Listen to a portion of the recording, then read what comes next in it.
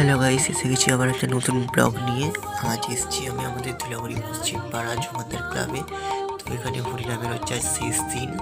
তোমার ভাগনার মানত আছে, আমার দিদি বন্দি কাটছিল, তো তাকেই নিয়ে এসেছি। আর এই যে এখানে ধুল পড়ানো হচ্ছে, আর আমার ভাগনার মানসিকের পাতা সারতে গিয়ে আর এসে দেখি ওখান থেকে যে সমস্ত ধুলো পড়ানো হয়ে গেছে, আর এই দুটোই বাকি ছিল। তো এই দুটো হচ্ছে, আর আমি এরকম ধুলো পড়ানো এর আগে কোনোদিনই দেখিনি। আর এই যে দেখো এখানে যে মাথায় হাঁড়ি নিয়ে দাঁড়িয়ে আছে, তো এই নিয়েটা নিয়ে এখন রাধামাধবকে পরিক্রমা করবে। আর এই যে দেখো এদিকে নোট হচ্ছিল, আর যেহেতু আমিও নোটের পাতাটা সরেছিলাম আমার ভাবনার, তার জন্য আমি নোটের কোনো ভিডিও করতে পারিনি।